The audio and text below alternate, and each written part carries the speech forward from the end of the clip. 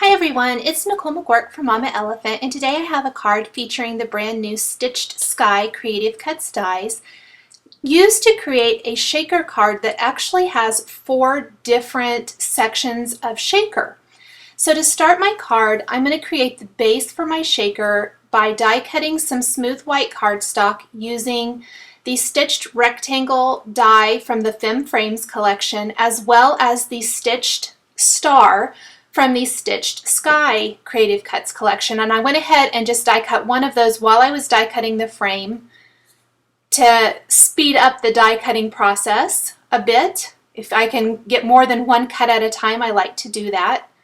And then I'm going to die cut that star 3 additional times to give me 4 different shakers.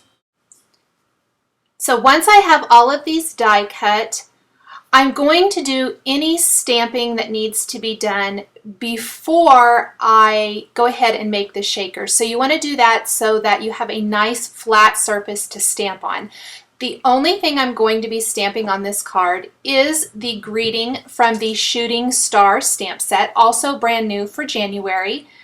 And I'm just trying to find the best place to put that. I was deciding if I wanted to do 5 cutout stars or 4, and I decided to keep it at 4.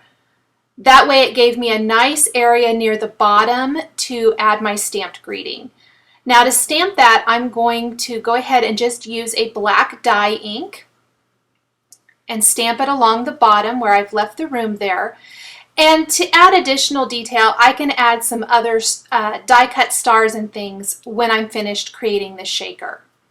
Now to make the shaker, I'm going to need a piece of acetate or several small pieces of acetate to back this piece or the cutouts. You could probably just use some smaller pieces. I tend to like to die cut the same size of piece as my base layer. In this case, it's going to be the Fem Frames stitched rectangle. That way I make sure that the entire back is covered and it's exactly the same size.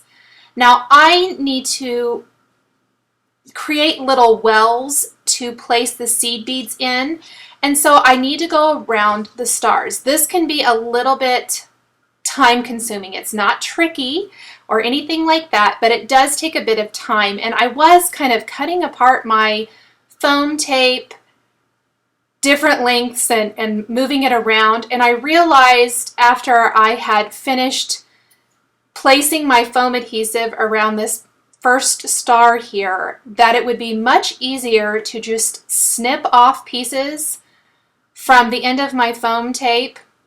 They're all going to be the exact same length and approximately the same width if I kind of, eyeball it there. I'm not really measuring it. So I did smarten up as I went along and started just trimming little pieces, and I'll show you that here in a bit. You can see I've created that first one. Now there's where I trimmed it just from the end, and I realized real quickly that that was going to be much quicker. So I'm just snipping them from the end of the foam tape, doubling them up all the way around, and then that's what it looks like once I have created those little shaker wells all the way around my stars.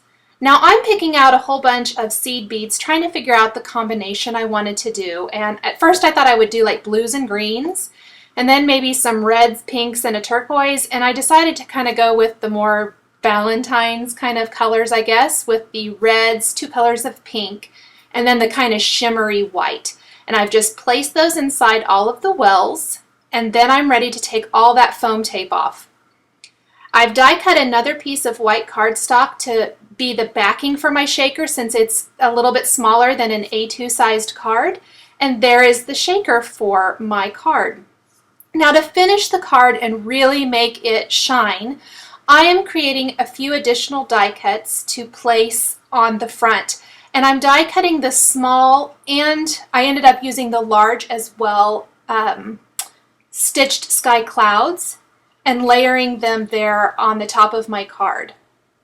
Then I'm going to die cut some stars from some glitter and foil papers using the other star from the Stitched Sky Creative Cuts, as well as the Lots of Stars Creative Cuts dies, which has some smaller stars. This will give me a nice variety of stars.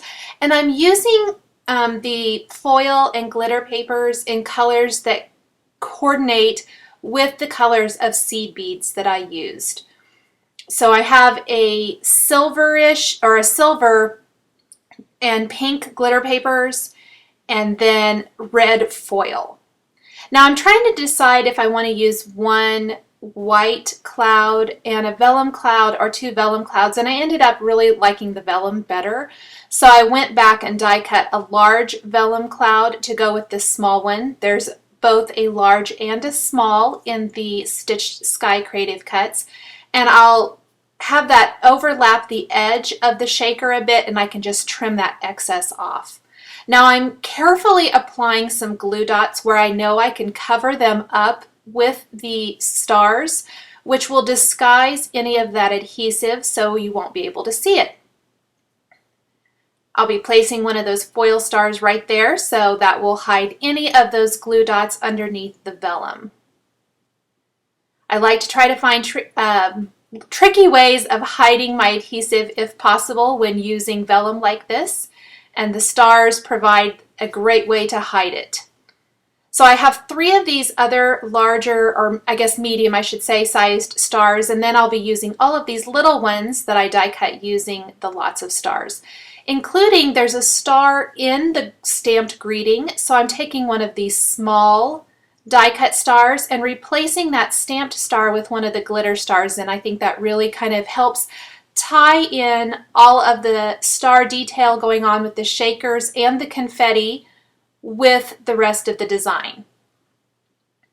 I'm using the Zig glue pin to attach these smaller ones, and then using the quick stick tool to pick them up and then position them where I want them to go.